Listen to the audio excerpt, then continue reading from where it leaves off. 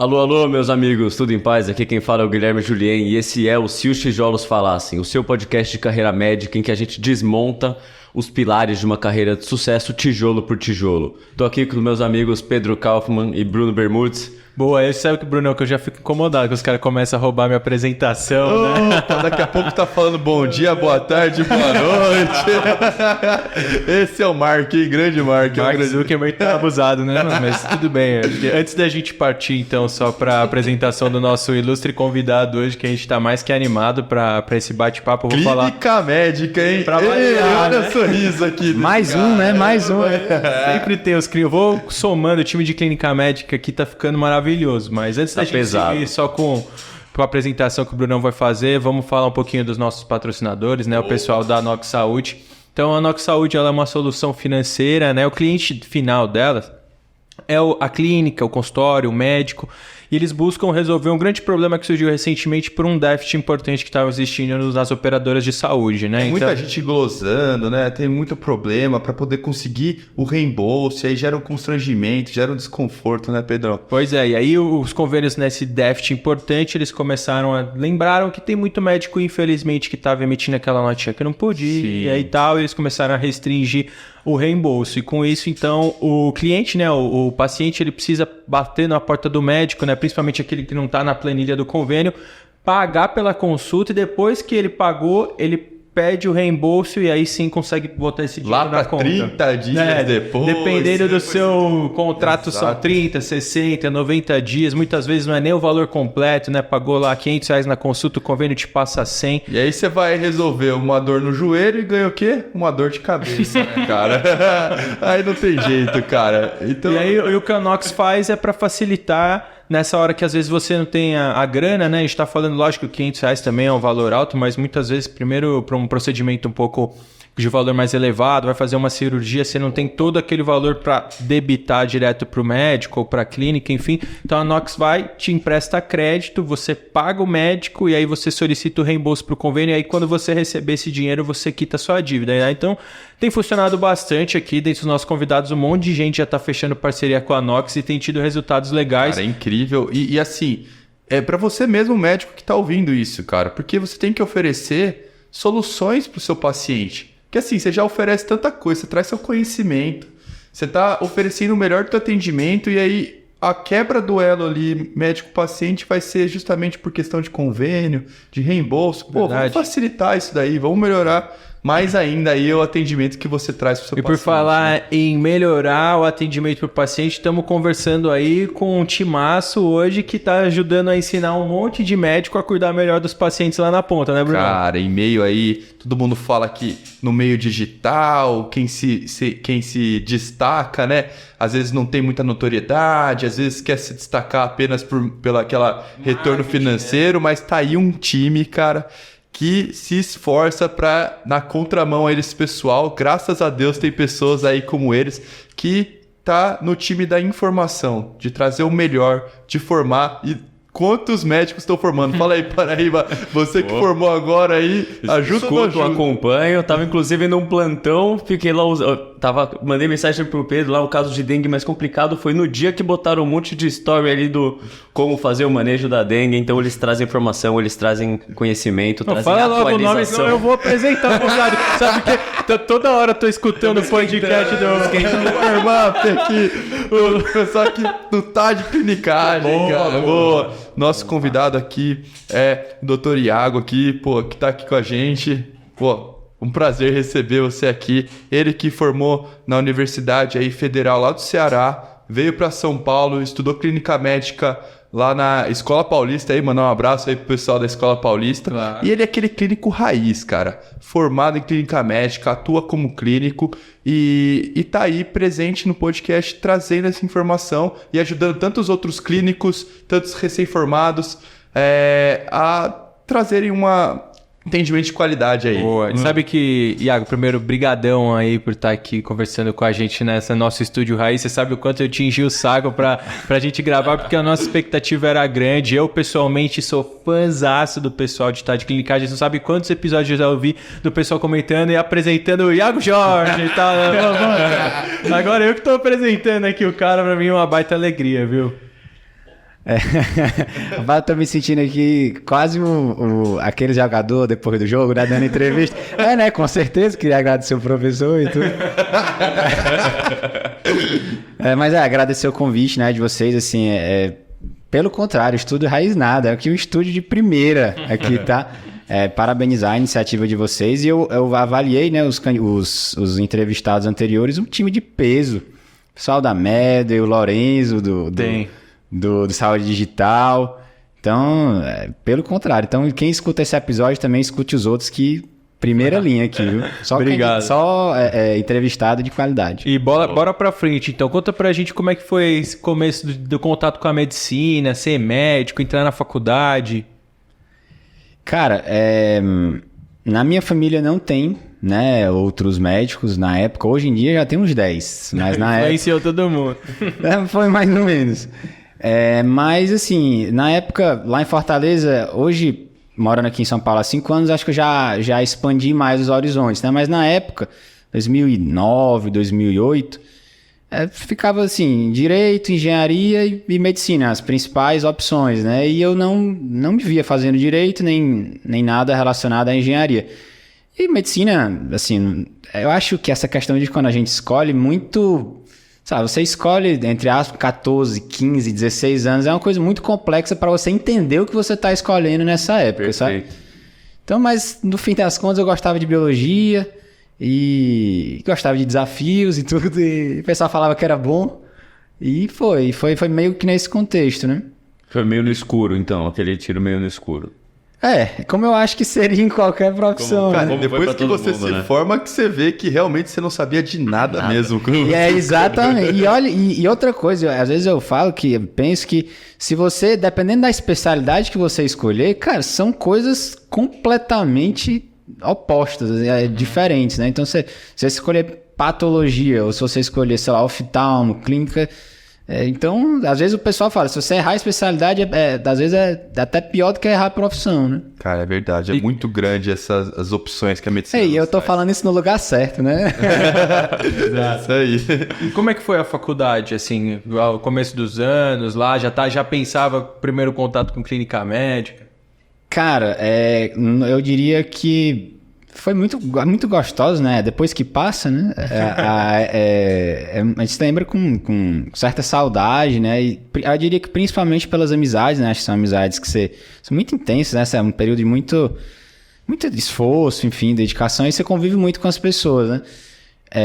Isso é uma das coisas que eu acho que eu lembro com o maior carinho, né? Da faculdade e do ambiente também. Eu sempre gostei, na verdade, assim. Eu sempre estava feliz por estar ali. Então, eu sempre... fui muito grato também, enfim, e claro, não era perfeito, mas eu sempre gostei. E eu diria que eu comecei a gostar de clínica, eu diria que no 4º semestre, que era a época da anamnese, da semiologia. Então, desde então, que na minha época, né, 2011, 2012, currículo tradicional, então os 3 primeiros semestres era aquela parte mais biomédica, né, enfim, anatomia. Chateação. E aí no 4º você começar a ter contato com o paciente, aí acho que eu tive um crescimento muito grande dentro da faculdade. Eu gostava muito de colher anamnese. Eu colhia várias anamneses, assim, eu tô acostumado a gravar sem câmera, né? Aí eu ia dizer entre aspas, Mas agora dá pra agora eu posso fazer as aspas, né? Então, era muito... Então, assim, né, nessa época eu comecei a lidar com o paciente, eu entrei na Liga de Medicina Clínica, e aí colhia história por esporte, para aprender a colher a história, né? Ver como é que o paciente falava. Também não tinha muito jeito para cirurgia, né? Não curtia muito. Então, foi meio que natural essa minha aproximação com a clínica, né? Durante a faculdade. Entendi. E assim, o que te chamou a atenção lá de querer depois vir para São Paulo, fazer essa ponte para cá? O que foi que te motivou essa escolha? Lá em Fortaleza, assim, os médicos em geral são muito bons, né? Não tenho o que falar da qualidade, mas muitas vezes eu diria que falta recurso, né? Dentro da rede hospitalar, às vezes se você pegar um bairro de São Paulo, tem mais hospital do que Fortaleza inteira. Se você pegar assim, então a malha hospitalar não é tão grande. E basicamente eu queria fazer residência de clínica num hospital universitário, Tá. e que tivesse uma emergência. E no Ceará não tem. Então, o maior hospital, né, que tem emergência é o Hospital Geral de Fortaleza, mas ele tem um cunho mais assistencial. E o Hospital Universitário Walter Cantige, né, que é da UFC, ele não tinha uma emergência. Então, e eu também queria expandir os horizontes, queria sair de casa, esse era um aspecto importante. Pô, legal.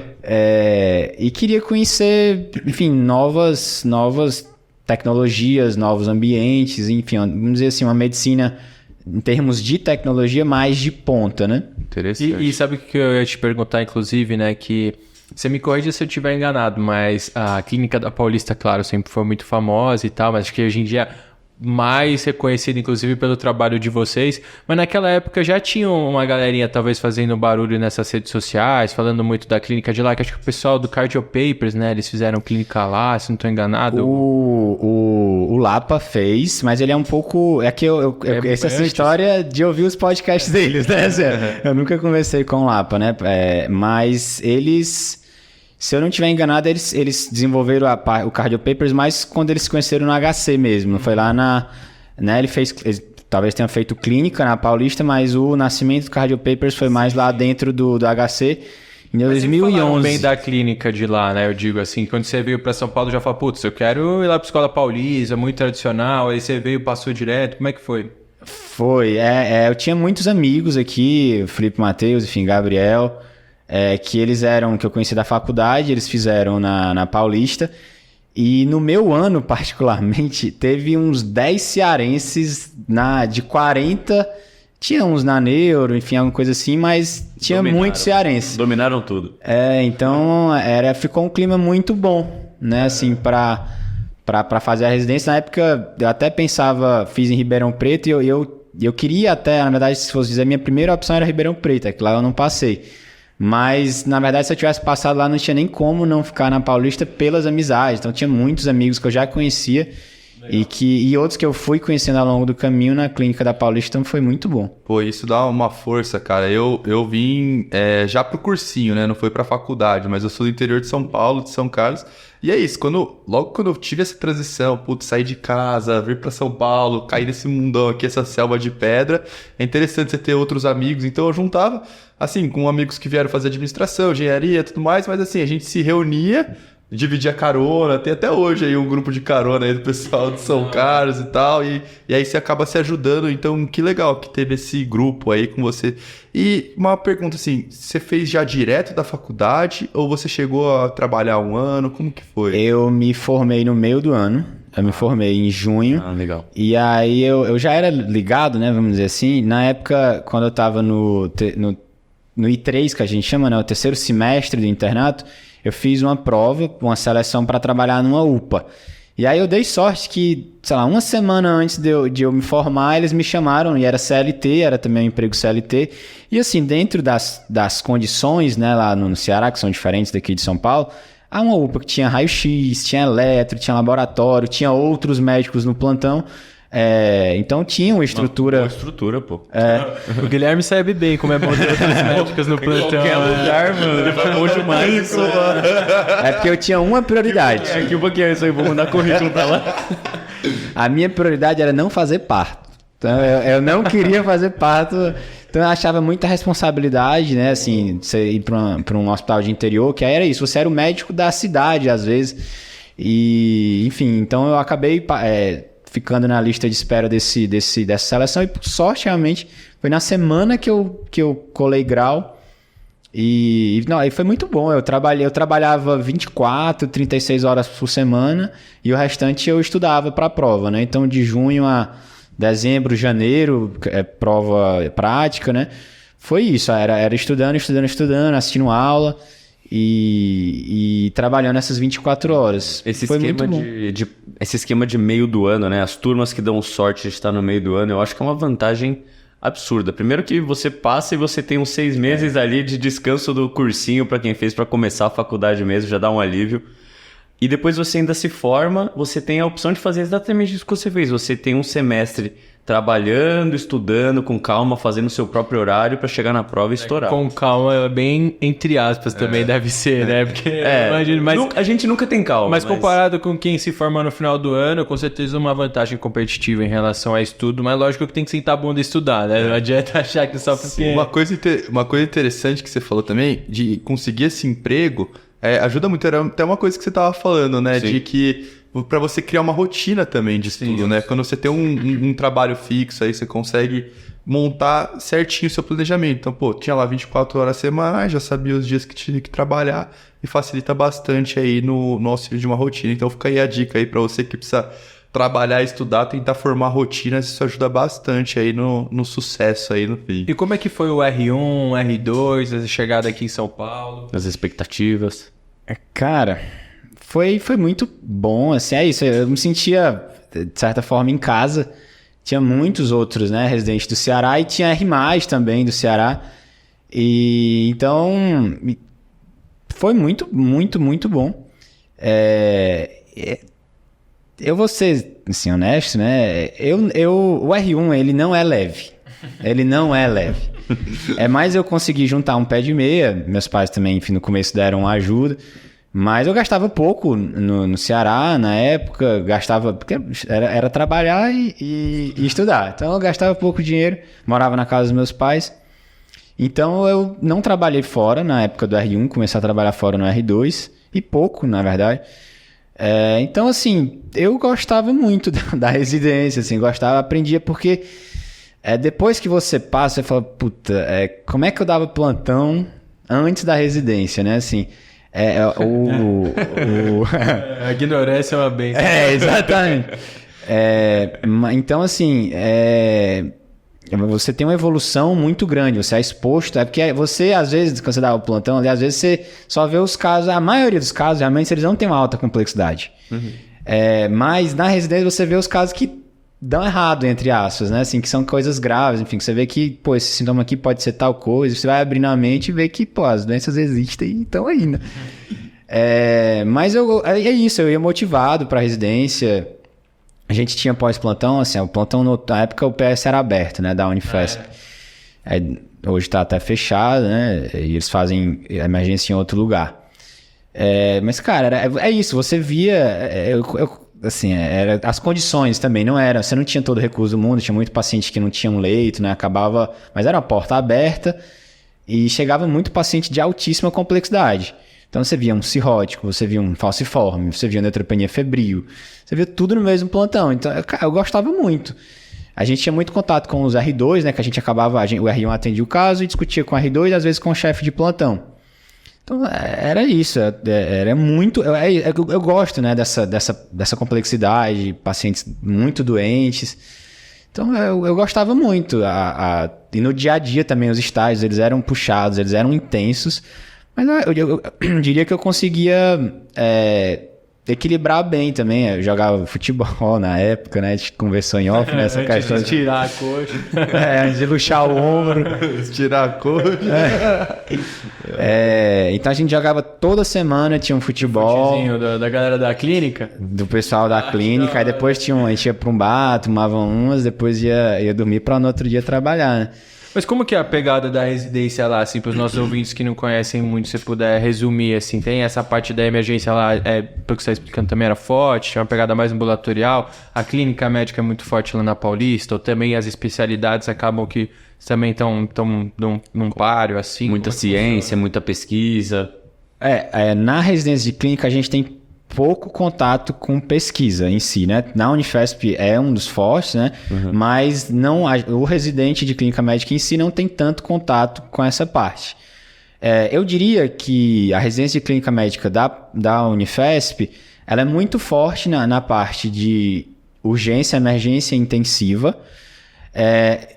E um dos pontos positivos, assim, a gente tem muito contato com as especialidades. Então, no R1 é muito intensiva, urgência e emergência. E no R2 aí já é mais dentro das especialidades. Aí você roda muito na especialidade em si. Eu não sei muito detalhe das outras, né? Mas, por exemplo, no HC eu acho que eles têm muito muita carga da clínica médica geral, vamos dizer assim, né? Enfermaria de clínica médica. Então, na Paulista tem lá o seu mês na endócrino, na gastro, na hemato, na reumato. Então, você tem muito essa parte do contato com a especialidade. E o R1 com o R2 também, assim, sempre próximos. Muito próximos, Então, a residência da Paulista, os residentes em si, os R1s, a gente tinha muito contato um com o outro. Então, eu conhecia todo mundo.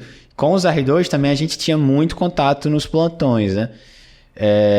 Então, isso era... Eu gostava muito, o ambiente era muito... Assim, muito às vezes você tá aprendendo que é o que a gente já conversou em vários episódios, o de orelhada, quem tá te ensinando é teu R2 e tal, mas faz parte, pô, e essa, sabe, às vezes você pegar assim e falar, pô, nós estamos juntos nessa, às vezes o R2 fala, cara, isso eu não sei, mas, mano, saber, vamos dois juntos, pega o paciente, revira na beira do leito, senta, fica vendo os exames juntos, aí começa a ter ideia, e isso é grandioso, eu acho que inclusive... Já conversando um pouco sobre o tema, você clinicão aí, eu também clínico agora de formação, né?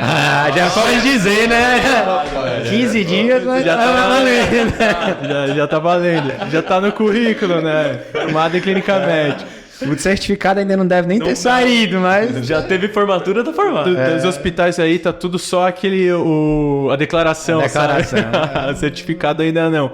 Mas que quando você cai no mundo real, às vezes você não... Na verdade, na grande maioria das vezes, você não tem o chefe para discutir. Às vezes você até é o chefe. E essa experiência de às vezes, enfim, né? Você tá discutindo só você, ou às vezes um R1, um R igual, ou às vezes você e o R2... Começa a te trazer um pouco de autonomia nesse sentido de você entender como raciocinar, como buscar informação na correria e tal, que no mundo real vai ser importante e você complementar depois quando um chefe chega, né, dá aquela luz, esclarece, te passa um conteúdo mais acadêmico, você fica mais seguro ainda de, às vezes, seguir na direção que você ia fazer mesmo ou talvez perceber que tem muito mais para fazer, né? Esse é um ponto muito, muito bom da gente discutir. Que era isso, né? Quando você está na residência, a impressão é que o R2, ele manjava de tudo, ele sabia tudo. Isso é o que o R1 pensa e que o R2 pensa, né? É bem isso. E aí depois, né? Hoje, olhando 5 anos depois, eu vejo que eu aprendi muito também depois. Então, eu acho que assim, eu acho que a gente tem que sempre manter a humildade, seja R1, R2 e depois... Mas é isso, no R2, isso, R1 ia discutir com você, você acabava checando a informação, seja sair, aí tem várias empresas com isso, inclusive o Tá de Clinicagem, tem muito conteúdo sobre isso, e você conseguia prestar um ótimo atendimento ao paciente, só de você ter essa iniciativa de, putz, isso aqui eu não domino e vou estudar, vou dar uma conferida libera-leito, isso acho que já melhora muito os desfechos, você não fazer as coisas na louca, né? Uhum.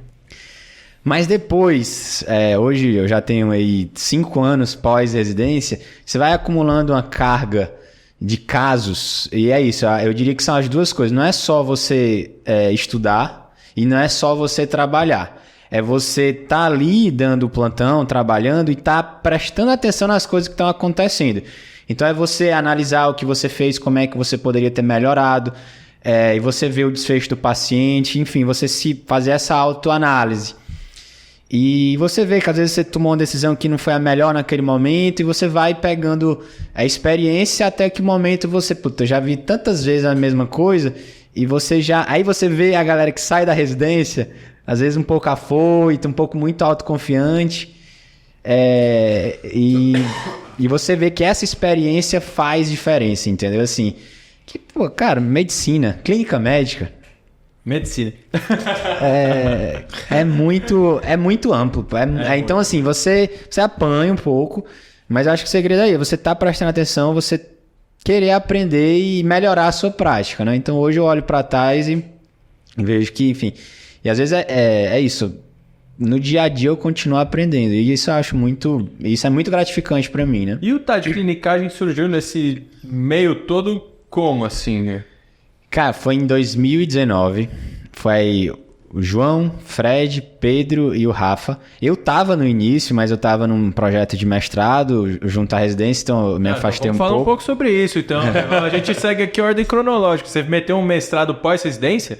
Era o MEPAREM, era durante a residência, associado à residência, mestrado profissional. Eu acho que acabou, acho que não tem mais. Assim... a gente assistia algumas aulas, né? Mas eu foquei, a grande parte do que eu fiz foi no pós-residência, mas para dar entrada tinha que ser durante a residência. Mas aí você tinha 6 meses, eu não lembro exatamente, não, 1 ano para concluir, e aí eu fazia algumas demandas durante a residência, já no R2, né, que era bem... A diferença de carga horária do R1 para o R2 é gritante, então o R2 é bem mais tranquilo. Eu não trabalhava tanto fora e a carga de plantão também era bem menor, ele é bem mais ambulatorial e bem menos plantão. Menos da metade, se duvidar. Bem menos da metade. Então eu consegui fazer o que era obrigatório e o que não era eu joguei para depois e consegui concluir. Foi o Paulo Lins, né, um nefrologista que trabalhou na HC, e trabalha na Unifesp, e o Dr. AS, né, cardiologista, que foram muito importantes. Até, enfim, ele não está mais entre a gente, né, faleceu. Mas eles foram muito importantes nesse processo para mim, tiveram sempre fé, porque às vezes a nossa fé interna ela dá uma abalada. Mas eles me ajudaram demais nesse período e deu certo. E aí eu fui convidado, né, pelos meninos para integrar o TAD de clinicagem, ainda uns 6 meses depois que começou o projeto. A grande ideia dos meninos, né, que todos eles eram preceptores, né? Eu, quando acabei a residência, eu fui curtir a vida. Eu ia te perguntar exatamente da parte da preceptoria, como que funcionava. Eu não sei porque eu não fui preceptor. Eu tive... Durante a residência eu tive um problema de saúde, precisei... Não foi ortopédico, que eu estava conversando em off. E aí eu precisei operar, fiquei 2 meses sem a residência. Eu era muito bitolado, né? Na época da faculdade, eu pensava em fazer a residência, fazer hemato, era o que eu queria fazer um doutorado e voltar para Fortaleza. Aí a minha vida estava toda planejada. Nossa, isso é até uma coisa que eu ia perguntar, né? Fazer hemato, que você tinha coçado alguma coisa aí durante o R2 de especialidade, mas vamos seguir. E aí eu tive esse problema de saúde, me afastei 2 meses... Aí eu repensei a vida toda e eu falei, cara, vamos devagar. E aí eu resolvi parar e não prestei prova na época no R2, né? Porque foi isso, sempre estudando pro vestibular, estudando pra residência, aí depois ia ser estudar... automático, né? E do nada você vê, chegou lá no fundo, você nem raciocinou sério o que você queria. Aí eu resolvi parar e aí eu, na época, viajei bastante, viajei no Brasil, viajei na América Latina. Todo mês eu viajava, foi um período muito bom da vida. Que delícia. Voltou e ainda foi convidado para entrar no grupo do TAD Clinicagem. Casou tudo certinho. Foi, exatamente. Mas aí, enfim, voltando, né? A ideia a ideia do projeto era ensinar a medicina, que a gente não gosta muito desse termo ensinar, porque a gente acha que é mais uma troca, né, vamos dizer assim, mas vamos colocar... compartilhar as informações de uma forma diferente, né, assim, tipo, não ser um professor ali num monólogo com slides. Uma aula de cursinho. Prolixo, quadradão, né? Então, você dorme exato. 5 minutos. Então a gente buscou, na época, nas meninas principalmente, em passar as informações de uma forma mais dinâmica, né, uma forma mais didática, vamos dizer assim, que de certa forma até que as pessoas realmente gostam, né, de ouvir com bom humor, né, então essa foi a ideia ali, a ideia matriz do TAD Clinicagem. E aí começou com um podcast, tinha a ideia de ser um videocast, não diria nem videocast, né, era um vídeo do YouTube, não existia senhor de videocast tanto, hoje em dia eu posso dizer que na época talvez fosse, mas aí ia ser complicado. E aí surgiu a ideia, o podcast não era tão difundido, ele era já uma mídia forte no Brasil, mas não era tanto quanto é hoje. E aí surgiu e foi crescendo, aí foi pro Instagram, que o Instagram ele era para divulgar o podcast. O Twitter era para divulgar o podcast. O YouTube era para divulgar o podcast. E porque o grande segredo do podcast, né, é que você escuta enquanto está fazendo outras coisas, a maioria das vezes, né? Então você está indo pro plantão, você está lavando louça, malhando, e aí você ganha tempo. Então esse a gente precisa... É uma mídia mais fácil de ser consumida, né? Encaixar na rotina ali. Essa é a grande ideia, a sacada aí do podcast, né? Não, deixa eu aproveitar que você levantou essa brecha para compartilhar o que eu acho que dos nossos ouvintes aí, nós estamos no episódio 40 e tralalá, e eu acho que essa história eu nunca contei. Fun fact. Quando... Rapaz, lá vem. Quando a gente pensou, né, no podcast, inclusive muito por causa de influência de vocês, porque eu já enxergava isso, falava, pô, tem o de clinicagem, o pessoal lá, quando eu tava no meu 6º ano, eu sempre viciado, né, como o Brunão bem colocou numas reuniões que a gente tem tido recentemente, viciado em consumir podcast.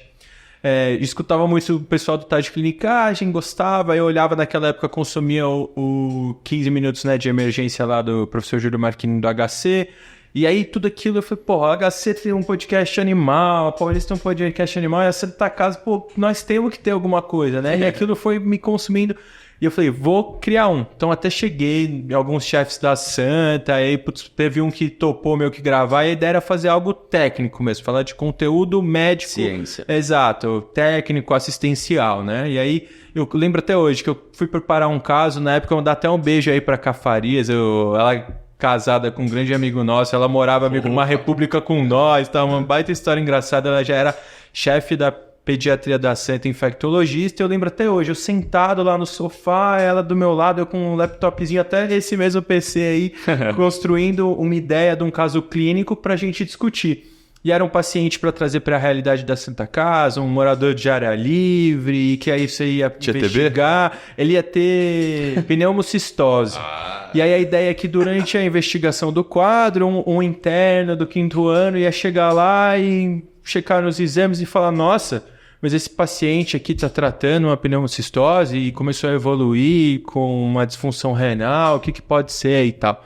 E aí o caso finalizava com essa curiosidade de que o Bactrim causa uma elevação da creatinina e tal, sem de fato causar disfunção renal, que é uma clinicagem. Rapaz, enfim, a ideia era meio essa, aí eu tentei com o chefe uma vez, aí ele desmarcou, aí sabe que o negócio não foi pra frente, eu tive o estalo de... Porra, animal, mas eu vou ter que me esforçar muito do ponto de vista técnico para estudar, que eu acho que é o que vocês fazem, né? Estudar o assunto antes de chegar lá e sair falando, porque grande Como maioria das... formado é complicado. Não, também. era 6º ano e pouquinha autoridade que eu também tinha para falar disso, por mais que você fosse trazer um chefe e qual a disponibilidade dos chefes. E aí a gente no fim foi se encontrando e casamos para trazer algo que para nós três é bem natural, que é trocar uma ideia, conversar da história de vida das pessoas e tal, e no final das contas foi a melhor coisa que a gente fez. E aí, mas o primeiro episódio até hoje, o modelinho assim, eu tinha até em verde o que eu ia falar, em preto o que o chefe ia falar. A gente tá no drive até hoje, lá, caso clínico, caso clínico, show demais, né? Mas vocês se preparam bastante, né? Assim, naquela época então começou já com essa ideia de também discutir caso, né? Uma coisa bem técnica, né? A preparação ela é bem intensa, vamos dizer assim, né? Antigamente, né, nos primeiros episódios, eram 4, né? Da mesma forma que a gente está hoje. E aí os 4, às vezes, vamos discutir DPOC. Aí a gente tentava dividir, né, entre 4, às vezes a gente estudava tudo, mas a gente se dedicava mais a uma parte, porque realmente a gente procurava trazer informações novas, assim, né? Que não são tão fáceis a um primeiro momento. Então, a gente buscava estudar para entregar as informações e também para entregar de uma forma mais fácil, vamos dizer assim, né? Mais compreensível, didática. Então, cara, não é fácil. Vamos tentar agora, então, dividir assim, duas questões, né? A tua vida médica, propriamente dita, assistencial, que é o que a gente estava conversando, como as coisas foram se desenrolando no seu trabalho, nas oportunidades, e como é que foi esse crescimento, então, do de clinicagem, sabe, de relativamente um hobby e tal, o negócio ir ganhando força, se tornar uma empresa, hoje é empreendedor, exato, ter produtos, como é que foi isso? Foi uma coisa... Demorou. Eu acho que a gente foi abrir uma empresa, abriu o CNPJ, acho que mais de 2 anos depois, não... Foi 1 ano e meio depois, acho que foi no final de 2020. Começou realmente como um hobby, que tinha alguns membros que falavam que a gente nunca nem ia ter nenhum retorno financeiro, era contra retorno, enfim. Então era bem pela troca de informação em si, né? Pela gerar informação. de discutir. Então era isso. Então aí passou um bom tempo. Tanto que o primeiro curso que a gente lançou foi no começo de 2021. Qual foi? O que é isso? Era o curso de pronto atendimento. Então aí foi super bem. E aí aí depois foi surgindo novas ideias, e aí surgiu o nosso maior produto atualmente, que é o guia Tática de Clinicagem, porque assim, o curso é um curso, né? O formato é diferente, que é um videocast, o curso de pronto atendimento. Assim? Ele é um videocast, então são 2 pessoas, né? Aparecem algumas informações na tela e tem um material complementar em PDF. E o modelo é muito interessante mesmo. Que a ideia é isso, é que você goste, seja uma coisa mais interativa, né? Porque às vezes você compra o curso, você, vou assistir aqui 1 hora de aula, vou dormir, mexe no celular, você perde a atenção. Então a ideia ali é ser essa troca de ideias para prender a atenção da pessoa e motivar ela a consumir o conteúdo, né? E o material suplementar ali pro cara não ter que ficar digitando, depois caçando, só pega no final um resuminho, mastigado conversado, pô, é brilhante. Mas eu queria registrar isso aqui antes que eu perca a oportunidade. Parece que eu tô aqui com 3 radialistas, viu? A voz de vocês aqui, a gente só tem 2 lá no nosso, que é o do Fred, que é o voz de veludo 1, e o Enio, que é o voz de veludo 2. Então, vocês 3 aqui, eu chego, eu tô encabulado aqui. Ô, louco, que honra. Daqui a pouco eu tô ouvindo vocês gritando gol aqui. Mas, mas voltando aqui. Aí o guia Tática de Clinicagem, o guia TDC, ele... a premissa dele é educação médica continuada. Então é assim, o slogan, né? A medicina é muito ampla, você não consegue se atualizar em tudo de novo que acontece. Então a gente seleciona os melhores artigos que a gente acha, né, de maior impacto na clínica, na prática, na verdade, das melhores revistas, a gente analisa o artigo, faz uma revisão do contexto, por exemplo, é um artigo sobre hipertensão. Então, o que a gente sabe até o momento sobre hipertensão? Então, a gente constrói nosso resumo, entre aspas, nosso tópico, com o que a gente sabe de antes, né, sobre hipertensão, e a gente, em poucas palavras, traz o que o artigo acrescentou na literatura. A gente traz em tópicos organizados em texto, tabela, fluxograma, e a gente também faz um podcast, 7 minutos, 8 minutos, discutindo esse contexto do artigo, né? O contexto prévio ao artigo e o que o artigo acrescentou. São 3 artigos por semana. Também a gente faz uma revisão maior de um tema por mês. Por exemplo, DPOC, então novidades do Gold, asma, enfim, a gente pega um tema maior, diurético terapia na IC, hipertensão pulmonar, enfim, tem uma revisão por mês e também tem casos clínicos analisados, né, destrinchados. Então toda semana tem conteúdo novo. Esse é um produto por assinatura, a pessoa pagou por ano, né, pagou 12 meses ou paga mensal. Já tem mais de 200 artigos analisados, né? Acho que estamos chegando na revisão 20. Também no caso de número 20, recentemente a gente incluiu o flashcard. Então a ideia é essa, é ser um produto para o resto da vida, tanto tem estudantes, mas é uma quantidade menor, tem uma quantidade maior de residentes e de médicos já especialistas, né? Assim, seja que terminaram clínica médica ou que não fizeram sub, que também estão na sub e que terminaram a sub, porque é isso. Então, médico é cardiologista, mas ele precisa entender também das novidades da nefro, da endócrino, enfim. Então, a gente acaba pegando todo esse público. Nossa, achei que era mais recém-formado. O curso de pronto atendimento e de antibiótico a gente é mais recém-formado. Mas o guia TDC eu diria que é mais maduro o público. Em geral, é do residente para lá, eu diria. Claro, recém-formado também. Mas eu diria que quem vai aproveitar melhor os conteúdos é o residente e o especialista, né? Porque são conteúdos de maior... a gente entra um pouco mais nos conteúdos, né? Eu imagino que você está trazendo, né, algo que já é conceituado na literatura e você traz um novo. A princípio, vocês fazem esse resumo, mas se o cara, quanto mais ele souber disso, mais fácil vai ser o entendimento. E puta jeito bom, hein? Pô, que delícia de você aprender e se atualizar. Pô, o cara foi lá, ele pesquisou. o melhor artigo do momento pra você ver. Fez uma revisão no passado e tá te entregando de presente Num tudo que áudiozinho tá da acontecendo. hora. Então você tá ali no trânsito, indo pro plantão, É você isso. já tá se atualizando. Puta, fantástico Mas o é produto de aplicativo, vocês, não? assim. Tem um aplicativo. aplicativo. Então, geralmente, cada edição tem no máximo 30 minutos. Então, é uma edição por semana. E aí, você quer fixar os conteúdos ou quer checar a informação, você tem um aplicativo.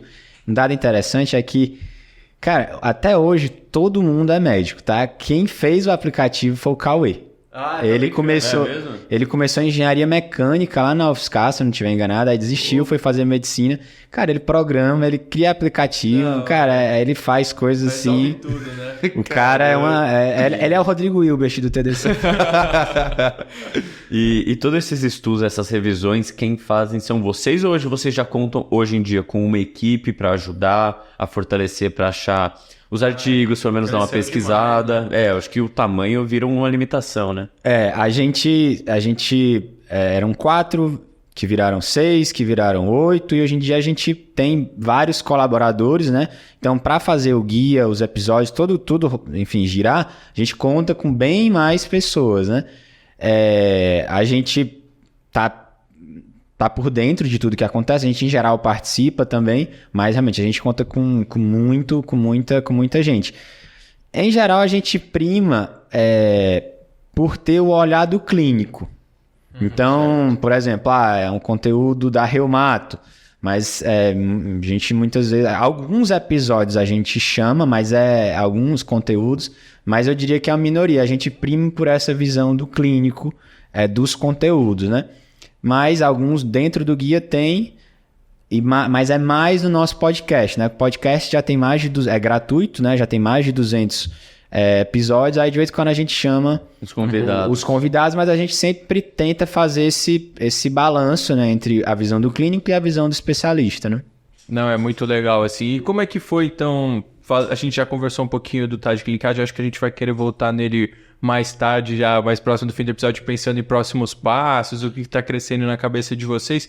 Mas e aí a tua vida profissional, assistencial, em paralelo, como é que ela foi, assim, nesse pós-residência? Até que tinha, né? Tinha aquela flertada ali com a Hemato, aquela coisa programada. Que fim levou isso daí?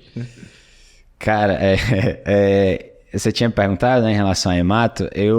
Foi no 7º semestre que eu me apaixonei pela Hemato, assim, tinha uma professora, o nome dela é Silvia Magalhães, e ela no ambulatório de Hemato, foi por coincidência, eu não era aluno dela, aí a professora estava no congresso, aí eu fiquei na turma dela, e ela tinha uma alegria de estar fazendo aquilo, e todo caso da Hemato, né, eu achava que era uma coisa diferente, assim, nunca era a mesma coisa, assim, e podia ser uma anemia, mas investigar uma anemia é uma coisa que tem muitas possibilidades. Às vezes é uma esplenomegalia, muita possibilidade. Então tinha muito raciocínio. Os linfomas se apresentam de diversas formas. Então sempre é um desafio, sempre é uma coisa que está ali motivando. São pacientes graves, né? Enfim, eu gosto dessa questão de lidar, de dar o máximo, de fazer a diferença, né? Nesse tipo de situação, de vínculo e etc.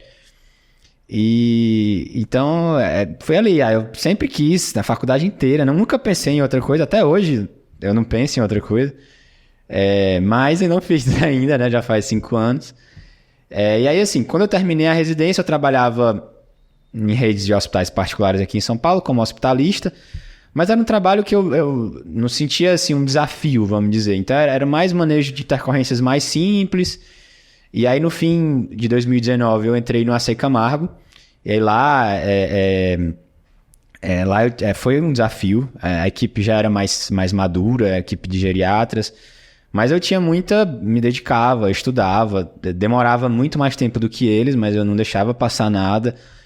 Discutia, pedia ajuda, perguntava. Mas eu sempre tentei dar o máximo pelos pacientes, né? Assim, enquanto eu estava lá. Que eles faziam, sei lá, em 5 horas, demorava 7, 8, mas eu sempre... E isso foi, eu diria que uma segunda residência. Eles também até falaram isso pra mim, né? A equipe era basicamente de geriatras, né? E só de pacientes oncológicos, então eram pacientes complexos, porque muitas vezes não é só o câncer, outras comorbidades que tornavam o caso muito complexo. Então ali eu diria que foi uma segunda residência E aí eu entrei eu também fiquei um bom tempo na Unifesp, no pronto-socorro.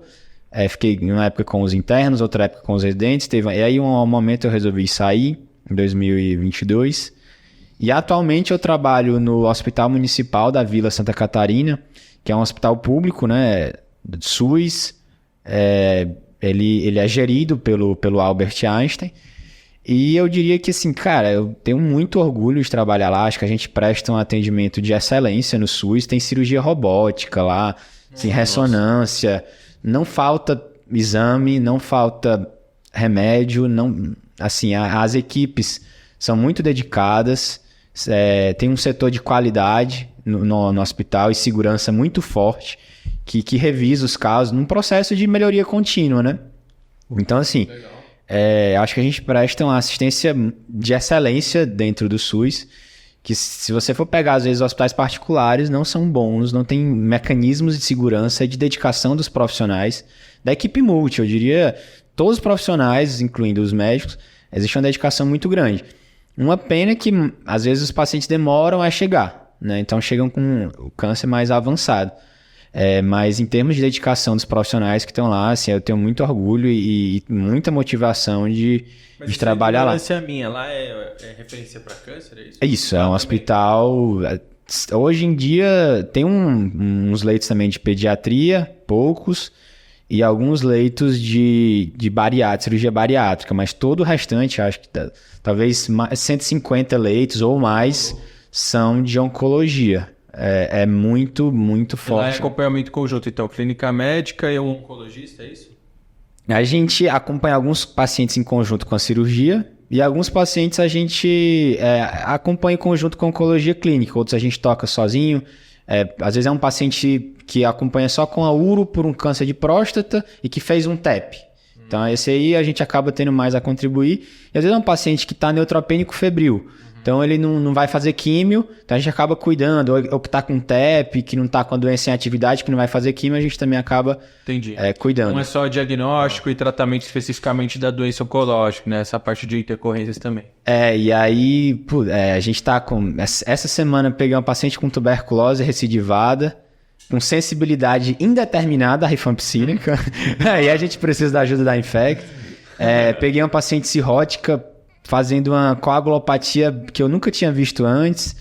E aí você pega neutropenia febril, peguei Addison, isso que eu tô lembrando aqui, mas você tem todo tipo de... Aí derrame pleural, derrame pericárdico, na iminência de tamponar, eu acho que eu já peguei mais de 10 lá. Então, ver o carro... Não, aí não. Eu peguei e mandei para a UTI e avisei a radiointervenção. Boa. Tem recurso. Mas eu vi o caso. Eu vi lá ultrassom, tomografia, elétrico. Não sou eu, a gente não faz a punção de Marfan. Mas enfim, você vê... Hoje eu vi você vê todo tipo de intercorrência oncológica, porque a gente não só evolui, mas a gente também atende intercorrência código amarelo. Sim. A gente também faz uma ponte do ambulatório, os pacientes que vão internar. Então, a gente o nosso trabalho lá é muita coisa que a gente faz, é um escopo muito grande. Então, a gente acaba lidando com muito tipo de queixa, de complexidade alta, né? E tem tido esse tipo de demanda, né? Agora, inclusive, como mais uma vez, né? Eu vou puxar a sardinha pro nosso lado, mas o clínico recém-formado, eu até estava estudando um pouquinho disso, né? Estava até compartilhando com o Bruno, acho que é uma coisa curiosa, assim, para os nossos ouvintes, talvez já tenham ouvido falar, né? Que é disso que a gente está comentando de acompanhamento conjunto, né? Que tem um modelo tradicional que, dependendo do hospital, escola que você estuda e tudo mais, que é o modelo de pedido de consulta, né? E é o mais frequente. Então, o clássico, neurocirurgia, vascular, ortopedia, o paciente está internado no nome deles, começa a fazer distúrbio eletrolítico, piora a função renal, faz febre, precisa ajustar antibiótico, aí tem sepsis, tem um TEP, sangra, anticoagula, não anticoagula, faz uma FA, é o clássico.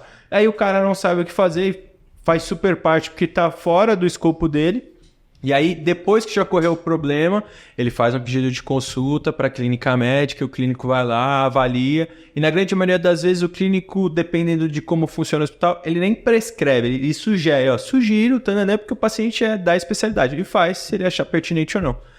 O modelo de acompanhamento conjunto é desses modelos mais administrativos, depois de se estudar muito gestão hospitalar e os efeitos adversos de ser acompanhado somente por essas especialidades que geram muito risco para o paciente, que no final das contas super a ver com custo também, né? Porque o paciente intercorre, custa caro para o hospital, vai, sobe para UTI, sendo que poderia ser uma causa totalmente evitável.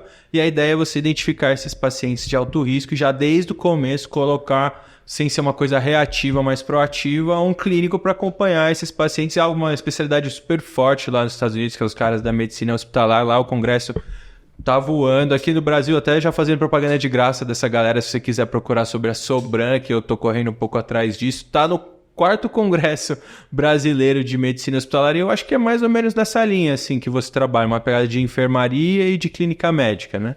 É exatamente isso. A gente faz esse acompanhamento conjunto, que a gente tem mais liberdade, né, de fazer as intervenções e discutir com os cirurgiões, e ao mesmo tempo a gente pega esses pacientes de altíssima complexidade, porque aí, um dos casos mais comuns que a gente pega é o paciente que tem um câncer gástrico, que sangra e um TEP. Aí é a confusão, né? Aí infarta.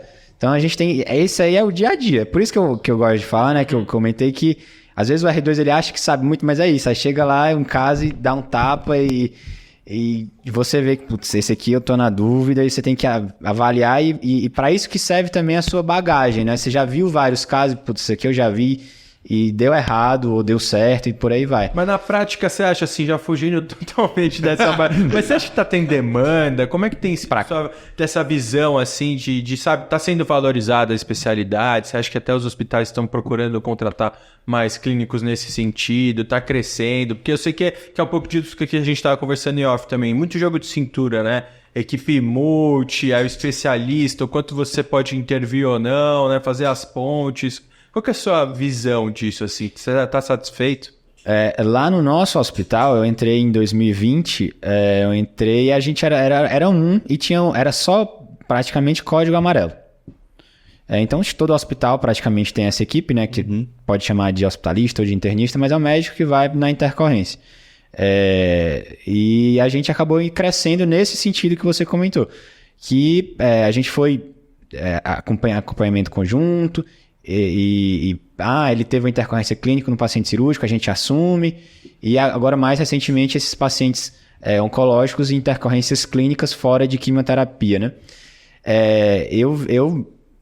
No AC Camargo é uma equipe muito forte e muito bem, os profissionais são excelentes, que são os dois que eu tive mais contato, né? Nos hospitais escola, a clínica médica em geral é muito forte. Acho que no HC também eu escuto, Lá tem os hospitalistas, isso. Tem as interconsultas, né? Mas existem algumas equipes, por exemplo, a neurocirurgia, mesmo que você pontuou, já tem, na enfermaria da neurocirurgia, praticamente os hospitalistas já estão sempre inteirados ali, né? Então não acaba sendo uma interconsulta para o residente. Tem as interconsultas pontuais desse tipo, que você fala, só estou precisando de um ajuste aqui e ali, que você só responde aquela dúvida, mas existe aquele acompanhamento conjunto que tem uma equipe própria mesmo dos hospitalistas, que é bem interessante. Eu acho que esse modelo ele tem muito a acrescentar, né, para os pacientes, para os hospitais e para as especialidades, né, que na linha do que você estava comentando, é a entrega do cuidado baseado no valor, né, assim, esse pacote, né, incluindo um hospitalista, eu acredito que a gente previne muito complicação, muito na prevenção, por exemplo, aquela enoxazinha que não pode deixar de ter na prescrição.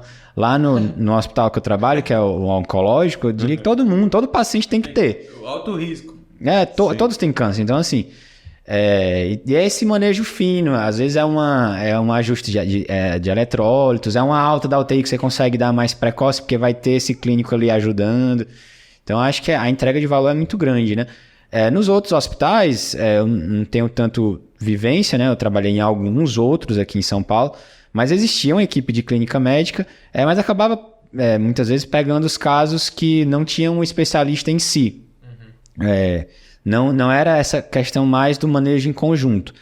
Eu penso, e como você comentou lá nos Estados Unidos, é muito forte essa cultura. E eu acho que no Brasil tem tudo para crescer cada vez mais, que eu acho que realmente agrega muito. Ainda mais isso, eu acho que nós clínicos, né, Pode puxar a sardinha, tem que puxar. Se não for nós, quem vai ser?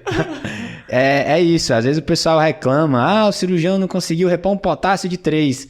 Aí pediu a interconsulta, eu falei, cara, vamos nessa, vamos lá, a gente resolve também. É isso que paga nosso salário, entende? Exato, eu tô desse time também, que às vezes os caras chegam bravos, que os caras pediram interconsulta. Ué, mas Maninho, vamos lá, velho. Você Enquanto tiver surgindo demanda pro que a gente faz, e é mesmo que o cara não estudou pra isso. E uma coisa que é muito comum, às vezes eles pedem por um motivo, mas você vai ver o caso, tem um motivo muito mais importante e ele nem se toca, entende? É uma coisa muito curiosa. Todo caso que é interconsulta da cirurgia, você tem que ir com tempo de revisar tudo. Não é só aquele negócio, não é só aquele aspecto. Então, tá meio baixo o sódio aí, só prescreve um sódiozinho aí. Aí você vai ver tá com antibiótico há um tempão, ou não tá e devia estar, enfim. Mas a gente faz essa visão clínica mesmo, né? Acho que e é isso, acho que a gente tem que se dedicar e entregar o melhor cuidado clínico para os pacientes cirúrgicos, ajudar os cirurgiões e os pacientes a ter melhores desfechos. Eu acho que a ideia é entregar isso, né? Cara, eu acho que isso que você falou é tudo. Quem importa no fim é o cuidado do paciente. E uma outra coisa que você trouxe que eu achei muito interessante, que é até parabenizar o pessoal do Albert Einstein, porque eles são muito fortes nessa questão que é na qualidade, no feedback, né? Então, eu tenho um amigo que está fazendo UTI lá no intensiva lá no Einstein, e eles rodam como estágio da residência mesmo nesse setor de qualidade do hospital, que é para você entender os fluxos e é da onde a gente encontra os erros e procura soluções, entendeu? Sim. Então, assim, esse setor só tende a crescer. Então, você vai criando protocolos novos, vai vendo o que está certo, o que está errado, aonde que está acontecendo o erro, o que a gente precisa fortalecer. Então, será que esse paciente dessa especialidade, dessa área, não está tendo o manejo ideal? Então, você precisa ter essa fonte de detecção, não é só uma notificação. Beleza, você fez uma notificação, mas quem vai ver essa notificação? Que fim vai levar essa notificação? Vai ser uma notificação punitiva ou ela vai trazer algum benefício para a segurança do paciente, né? É educativa, né? Exatamente. O Bruno é clínico, né? O fisiatra é clínico, né? Também tá no pacote. E próximos passos, assim, o que você tá enxergando, tanto para o pessoal aí de estar de clinicagem, do que você pode contar, que eu imagino que tem muita coisa que tá em off, e inclusive da vida, assim, assistencial da sua parte. Primeiro da vida assistencial, né? Eu tinha essa ideia, né, de fazer hemato. Eu sempre namoro ali com a hemato, adoro cuidar dos pacientes da hemato. Então lá no Vila tem, né, tem muitos pacientes... Se eu falar assim, o oncológico, ele tá juntinho ali, tá de mão dada ali. Mas os da hemato são especiais, são diferentes. O cara tá apaixonado. É muito diferente um paciente da hemato e para um paciente da oncologia, né, assim, no meu olhar, né. É isso, surgiu esse meu emprego atual, né, que eu gosto muito, realmente eu sou muito, me sinto muito motivado a trabalhar lá, eu me sinto desafiado, eu quero não, uma coisa que nem todo mundo quer, mas que a gente tem muito pouco dentro da medicina, que eu tenho um vínculo trabalhista, né, eu sou CLT, então eu estava comentando... eu tive uma luxação do ombro e eu fiquei aposentado pela INSS 2 meses. Então, claro que às vezes a gente tem muito vínculo PJ, você pode pagar o INSS por fora, né? Mas lá eu acabei ficando 2 meses e meio sem trabalhar e recebi do governo, enfim, tem férias, tem 13º. E é seu trabalho, pô. Como é que você vai trabalhar se você não tem um braço aí, de dor Então tem muito, aí tem plano de saúde, e tem seguro de vida, GPS, então são muitos caros de pés, bom, cara. Porra, é bom demais, cara, que isso. Então eles criam esse ambiente favorável a você trabalhar, e é isso. Então os casos são desafiadores, são pacientes do SUS. A gente tem muito recurso para entregar o melhor cuidado para os pacientes, e os casos são muito complexos, são todas as coisas que eu gosto. Aí, condições totalmente favoráveis, né? Aí ao longo do tempo eu trouxe o Pedro Magno, também do de clinicagem, a Joane veio também. Tem os outros, né, que eu ainda tento, né, trazer, vamos ver o que acontece aí nos próximos. E aí acabou que eu largar tudo isso e o de clinicagem para fazer uma residência de hemato, E depois eu ser hemato, como é que ficaria o TAD de clinicagem nesse contexto? Então, né, eu tô meio que nessa, né? Então eu me dedico ao hospital, né, ao meu emprego atual e ao próprio TAD de clinicagem. Então, como é que eu me dedicaria a uma nova, né, uma residência?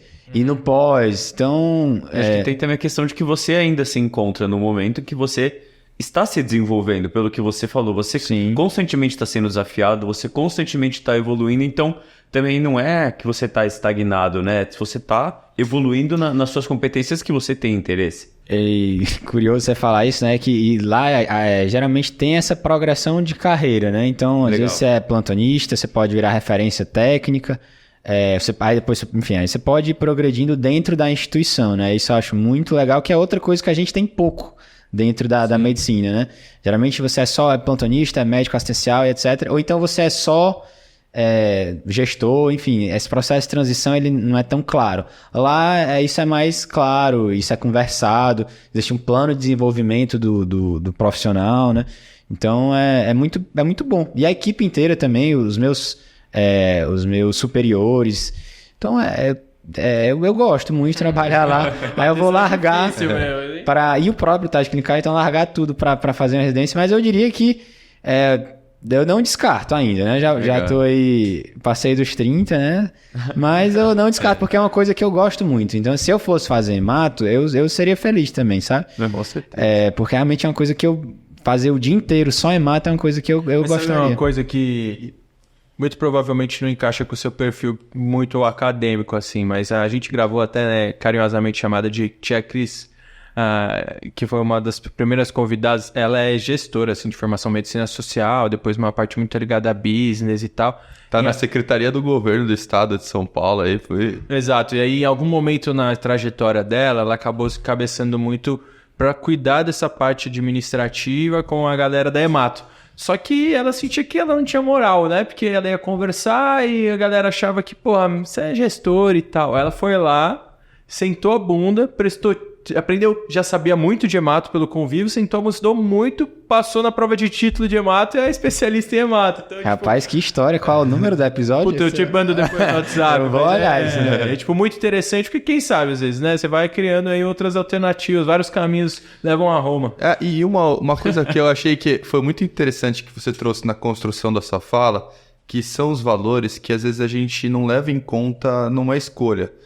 Você tem um carinho muito grande que é, assim, nítido quando você começa a falar da hemato, o brilho nos seus olhos e até o tom da voz muda, sabe? Aquela coisa, quando a gente fala que a gente gosta, gol, né? É o gol. É bom, mas existem valores que a gente sempre tem que levar em conta, que é a perspectiva, a idade, o que você deseja da sua vida, por exemplo, tipo...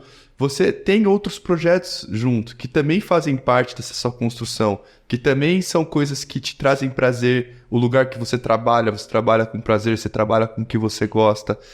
Você tem o TAD Clinicagem, que, puta, é um projeto que já tá fantástico e... dominou o Brasil. Querendo ir com perspectiva de crescer mais e mais, entendeu? Então, realmente são valores pontuais. Por exemplo, o Gui aqui, quando ele tá pensando na escolha de profissão. Ele escolhe coisas que ele gosta, que chama atenção, mas, pô, ele pensa também, puta, como é que eu quero ter minha vida? Com quantos anos que eu quero me formar? Com quanto... como é que vai ser o podcast? O que eu tô disposto a abrir mão? É sempre essa decisão. Então é legal você trazer exatamente esse momento que você tá sentindo que, apesar de você já formado, especialista, que tá com, uma empresa bombando aí, mesmo assim você se encontra, às vezes, num processo de dúvida, de decisão, de qual passo dar. E é exatamente isso que a gente gosta de trazer aqui. São coisas que ninguém nos fala, né? Não ensina nos livros, não tem na faculdade. Ninguém decide por você. Só se nos tijolos falasse. E tem um aspecto, né, que você comentou, que aí é engraçado, né? A gente sempre é vida profissional e vida do TAD Clinicagem, né? Aí agora eu vou colocar uma pitada de vida pessoal aqui, né? Que aí eu casei, né? Em 2021. E aí tinha a hemato, isso, eu sou apaixonado, né? Eu adoro a especialidade e etc. Só que existe uma exigência muito grande de dedicação contínua, eu diria que 24 horas, muitas vezes 7 dias por semana. Talvez você divide com a equipe, mas assim, é muito intensa a rotina do hematologista. Enfim, talvez se assemelhe, de certo modo, com um cirurgião, né? Que você fica ali sempre de sobreaviso. Puxado mesmo. E isso nunca me incomodou. Só que eu acho que isso ia incomodar a minha esposa. E, enfim, no futuro talvez a gente pense em filhos, etc. Esbarra nos familiares, entendi. Eu acho que isso ia incomodar ela. Você tem que estar sempre com o celular ali ligado e etc. Então isso é uma coisa também que, apesar de eu gostar muito, eu analisava esse lado e acabou também. E é isso. Todas as outras condições favoreceram que eu não fizesse a residência para EMAT. Ainda. Mas eu ainda não. Mas ainda não é um não definitivo, né? Quem sabe aí um dia. Né? Mas olha, até às vezes o amor platônico, só pra trazer, às vezes ele também é gostoso. É gostoso. Rapaz. Tem esse amor pelo EMAT que daí depois entra. Puta que pariu! Eu não gosto. Tem dias que eu não gosto nem de lidar muito com os pacientes, que eu gosto, entendeu? Aí me dá vontade de fazer a prova. Aí melhor nem ver. Eu não vou nem ver. Legal. E o de clinicagem, assim, o que vocês estão pensando de próximos passos? A gente tem os 2 cursos, né? O curso de pronto atendimento, de antibióticos. A gente quer expandir, trazer novos conteúdos, novos cursos. E a gente tem planos, né, ideias de principalmente trazer mais conteúdo também para o guia. E aí a gente tem várias ideias ali que estão na gaveta, mas elas vêm fácil, né? Difícil é começar a executar, né? É você priorizar, né? Então aí vem curso de raciocínio clínico, que é um dos meus temas favoritos para a gente discutir, aí mais voltado para emergência. Enfim, aí são esses os projetos, talvez um momento de a gente fazer alguma coisa que a gente nunca fez, né? Presencial. Então são as ideias aí que a gente tem no ar. Pode deixar que nós vamos estar lá, a gente E você se vê uma vida exclusiva dedicada ao de clinicagem no futuro? Eu não descarto. Mas a gente pensa, né, em geral, que a prática do dia a dia ajuda muito aos conteúdos, né? Você ter aquela vivência, né? Não ser só o do livro, né?